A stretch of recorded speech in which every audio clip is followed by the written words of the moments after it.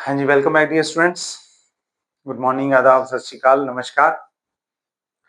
बेटा हम optical instruments पढ़ रहे हैं और लास्ट लेक्चर में हमने सीखा था कि microscope simple as well as compound कैसे काम करता है। आज हम उसी इंस्ट्रूमेंट में, ऑप्टिकल इंस्ट्रूमेंट में उसी की दूसरी टाइप सीखने वाले हैं। बड़ी इंटरेस्टिंग, बड़ी वास्ट ब्रांच है वैसे अपने आप में, और उसका नाम है टेलीस्कोप। अपने आप में ये बड़ा एक बहुत लंबा चौड़ा फील्ड है जिस हिसाब से ये टेलीस्कोप बने, हिस्टोरिकली यूज हुए, किस तरह से मतलब इवॉल्व हुए, किस तरह से उनमें मॉडिफिकेशंस हुई।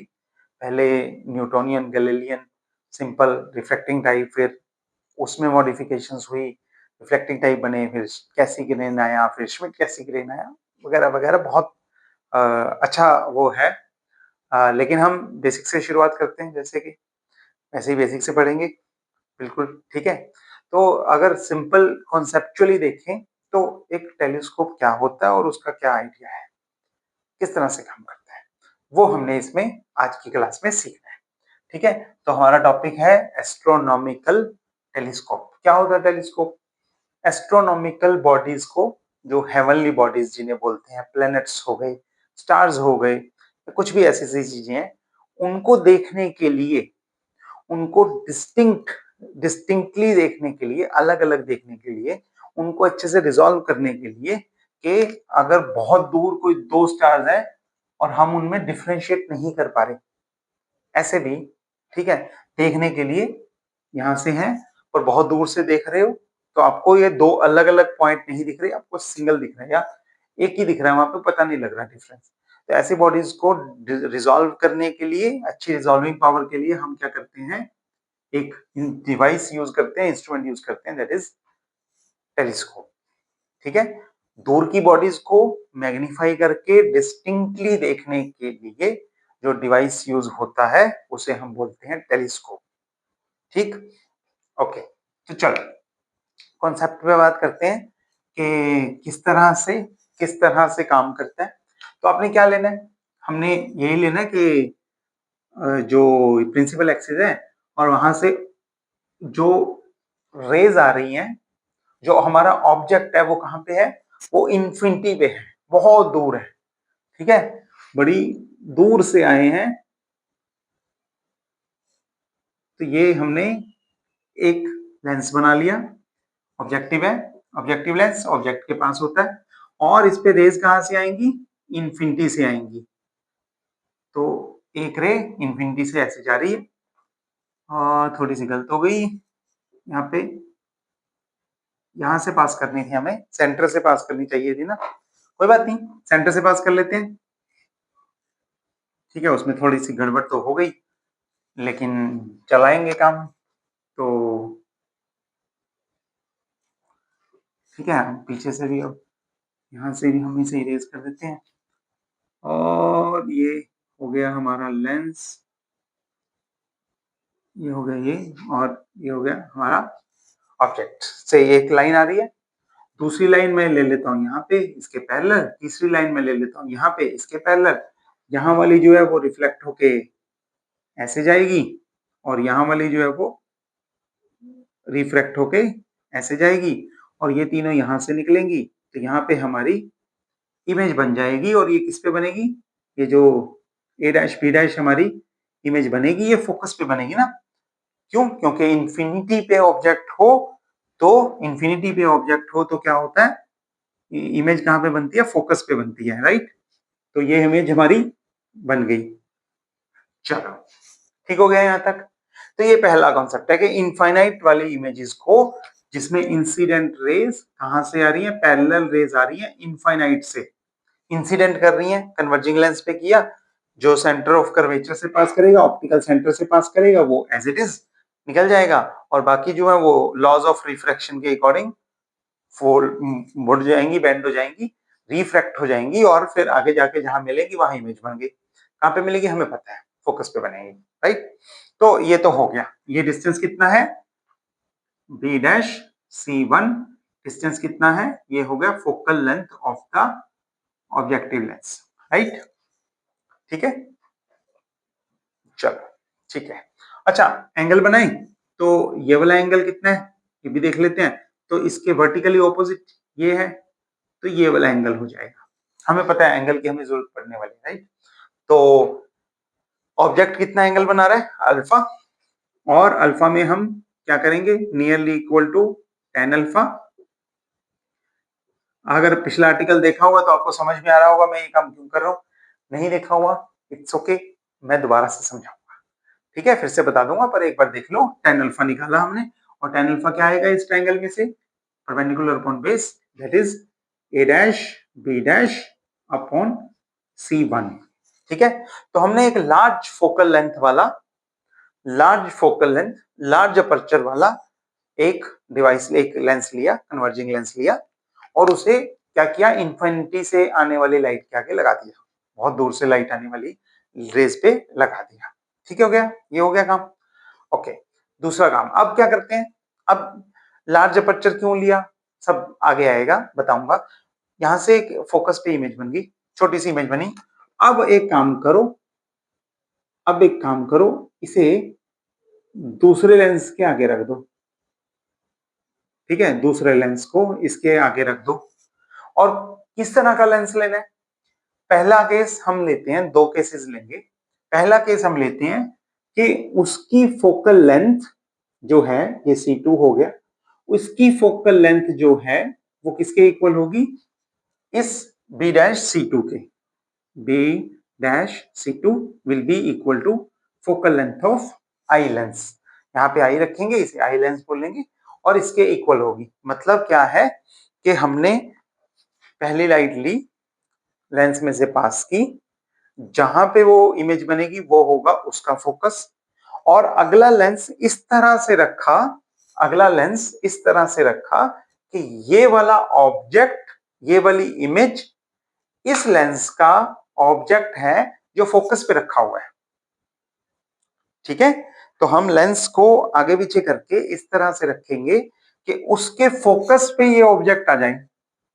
उससे क्या होगा, यस, क्या होगा आपको पता है, अगर फोकस पे ऑब्जेक्ट होगा तो इमेज कहां बनेगी, इंफिनिटी पे, और इंफिनिटी पे ऑब्जेक्ट होगा तो इमेज कहां बनेगी, फोकस पे। तो यहाँ पे हमने अगर फोकस पे रख दिया ऑब्जेक्ट को, ये जो ऑब्जेक्टिव लेंस की इमेज है ये आई लेंस का ऑब्जेक्ट है, उसका काम करेगी। तो अब यहां से ये जाएगी और फोकस में से पास करेगी, और ये जो जाएगी ये एज इट इज जाएगी, है ना। और ये दोनों जो रेज हैं, ये जो दोनों रेज हैं, ये एक दूसरे के बिल्कुल पैरेलल है, तो ये वापस भी आएंगी, तो यानी कि पैरेलल ही जाएंगी, ठीक है। और ये हमारे यहाँ पे अगर हम आई रखेंगे तो हमारी इमेज कहां बन गई, इंफिनिटी पे बन गई।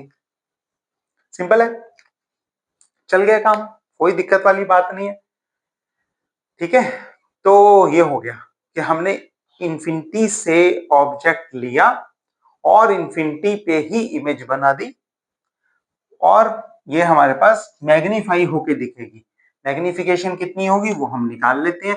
मैग्निफिकेशन का फॉर्मूला आपको लिखवाया था, जो एंगल बनाती है इमेज, फाइनल इमेज,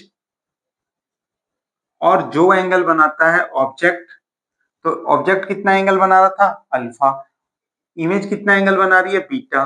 तो आप उस दोनों को रेशो ले लेते हो, angle subtended by both these things, तो हमने ले लिया बीटा अपॉन अल्फा, ठीक है। और अब एंगल क्योंकि स्मॉल है तो हम इसे लिख देते हैं tan beta upon tan alpha,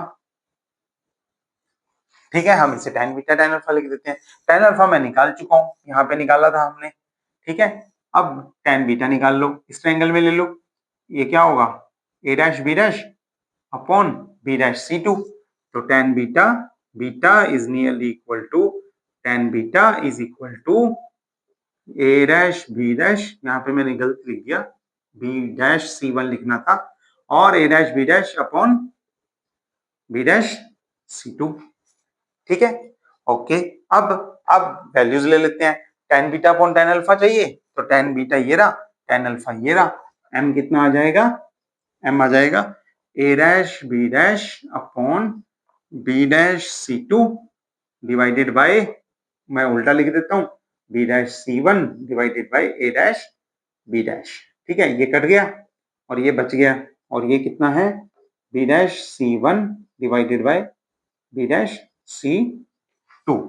अब देखो बी डैश सी वन कितना है, B dash C one, C one, हाँ B dash C one, C one कितना है, बी डैश सी वन इसकी फोकल लेंथ है ना, क्योंकि इंफिनिटी पे ऑब्जेक्ट, फोकल लेंथ पे इमेज, तो ये हो गया focal length of objective lens, objective lens की फोकल लेंथ। और बी डैश सी टू कितना है, B dash C two, B dash C two है आई लेंस की फोकल लेंथ। हमने आई लेंस इसी हिसाब से सेट किया था ना कि इसकी फोकल लेंथ के बराबर आ जाए वो, तो ये फोकस पे आ जाए, तो ये हो गया आई लेंस की फोकल लेंथ। ठीक है, तो हमारे पास क्या रिजल्ट आया। अच्छा, पॉजिटिव नेगेटिव ही देखना है क्या, पहले इसे देखते हैं। ठीक, पॉजिटिव नेगेटिव ऐसे आपको पता ही है, ये देखो ये आगे जा रहा है ना, सी से मेजर करना शुरू करोगे डिस्टेंस, ये इंसिडेंट रे की डायरेक्शन में जा रहा है तो ये पॉजिटिव, और ये C2 से शुरू करोगे और ये उल्टा आ रहा है तो ये नेगेटिव, तो ये लो ये माइनस हो गया। ठीक है, तो ऊपर वाला प्लस नीचे वाला माइनस, ये हो गया। ठीक, यहां से आपको क्या देखने को मिला, आपको देखने को मिला that m is equal to magnification is equal to objective lens की focal length upon eye lens की focal length. This is very important. Minus भी मैं लगा देता हूं साथ में ताकि कोई तंगी ना हो किसी तरह की, कोई कंफ्यूजन ना हो, लेकिन ratio of objective focal length to eye focal length is called magnification of the telescope। अब हम फिजिक्स सीखते हैं इसकी, देखते हैं कि क्या हो रहा है। देखो पहला तो ये कि अगर आपको चाहिए कि आप ज्यादा मैग्नीफाई कर सको तो आपको ऑब्जेक्टिव लेंस बड़ा रखना है, आई लेंस छोटा रखना है। ठीक है, अगर आपको ध्यान है हमने पिछले लेक्चर में सीखा था माइक्रोस्कोप में ऑब्जेक्टिव लेंस छोटा होता है स्मॉल फोकल लेंथ, और आई लेंस बड़ा होता है लार्ज फोकल लेंथ। यहां क्या हो रहा है, objective lens is large focal length और eye lens is small focal length. तो अगर यानी कि अगर आप किसी ट्यूब को देखो, कैसे बनाए, ये हमारे पास कोई लेंस है, ठीक है, और मैं अगर इसे भी ले लूं तो ये कोई छोटा सा लेंस है, ज्यादा वो हो गया। ठीक है, अगर हम इसे लेते हैं तो कैसे देखेंगे, ऐसे देखेंगे, मान लो ये हमारे पास एक लेंस है, ये हमारे पास दूसरा लेंस है, ये बड़ा है ये छोटा है ना, ये छोटा है। तो आप क्या देख सकते हो, अगर आप छोटा वाला लेंस यहाँ पीछे रख रहे हो आई लेंस बना रहे हो, और बड़ा वाला लेंस जो है वो यहाँ रख रहे हो, तो क्या होगा, पूरा पूरा रख लेते हैं हम। अगर छोटा लेंस हम आई लेंस बना रहे हैं, सॉरी, छोटा लेंस हम आई लेंस बना रहे हैं और बड़ा लेंस हम ऑब्जेक्टिव लेंस बना रहे हैं, तो वो है टेलीस्कोप।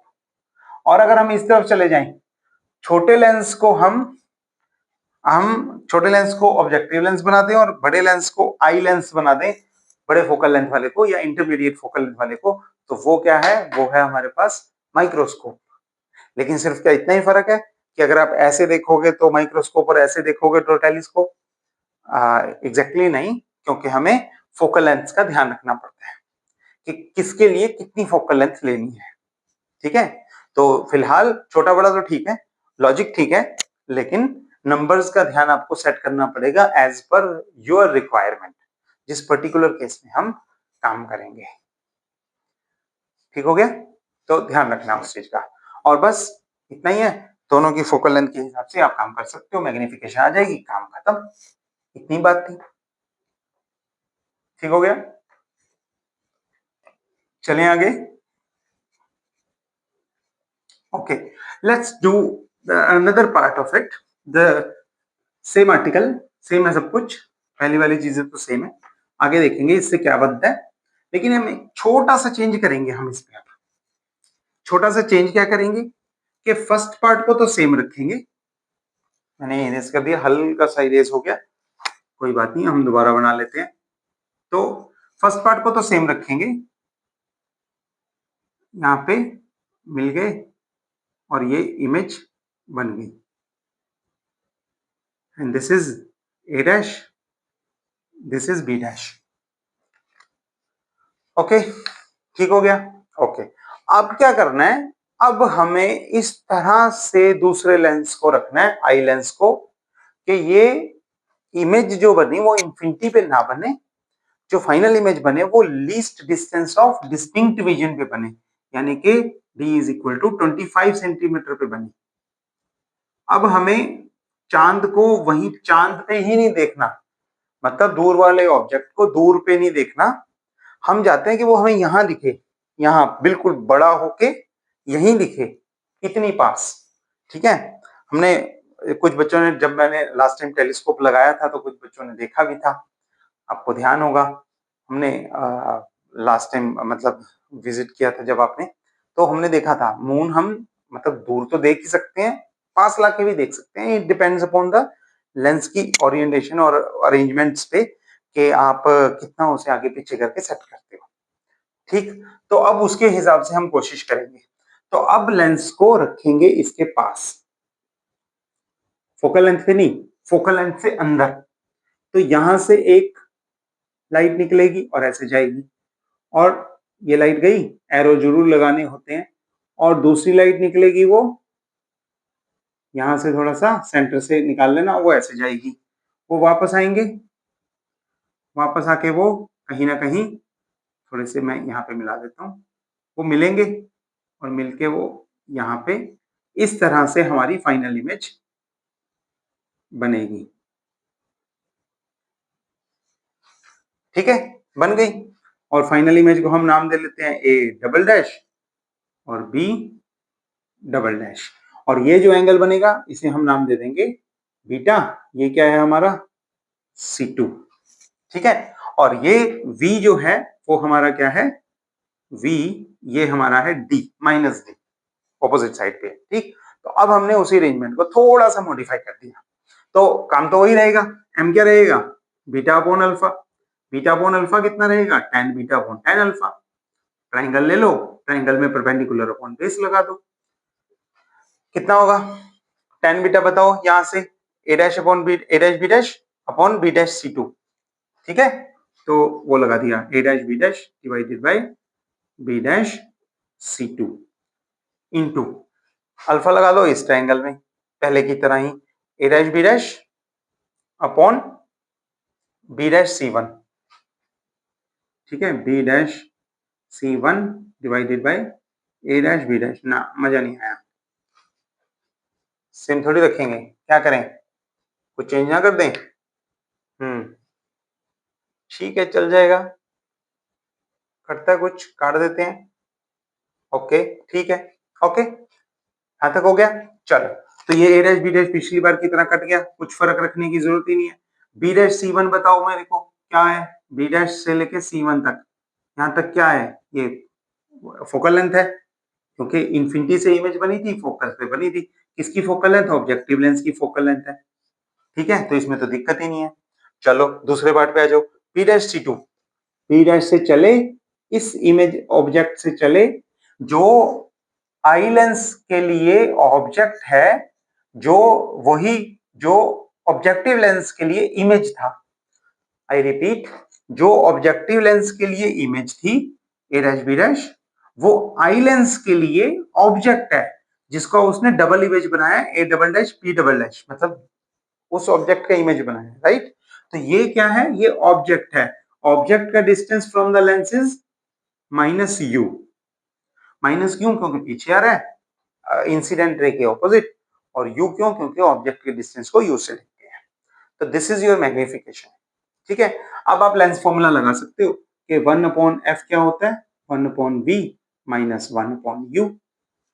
ठीक है, यू कितना है, वी कितना है, वो मैं लिख देता हूं, 1 upon F is equal to, V कितना है 1 अपॉन डी, और ऑपोजिट है तो माइनस डी।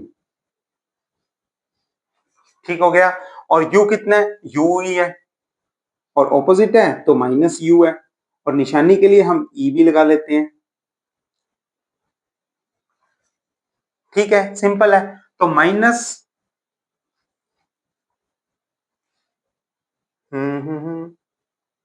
हाँ, देख लो, कुछ, ठीक है। फॉर्मूला वॉर्मूला सब सही है, सेट है, ओके, ठीक है।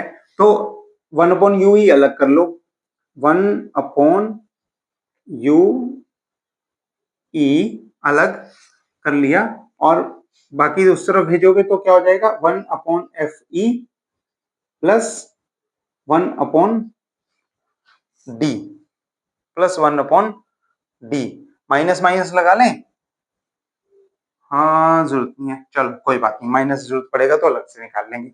एफ ई कॉमन निकाल लो, एफ ई कॉमन निकाल लो, तो क्या बचा, ये बचा 1 प्लस एफ ई अपॉन डी, ठीक है। अब ये वाली वैल्यू यू ई की यहाँ पे 1 अपॉन यू ई की ये वाली वैल्यू पुट कर दो, तो ये क्या बन जाएगा, F not upon minus of F E और 1 plus F E divided by D, divided by D, ठीक हो गया, ये फॉर्मूला है।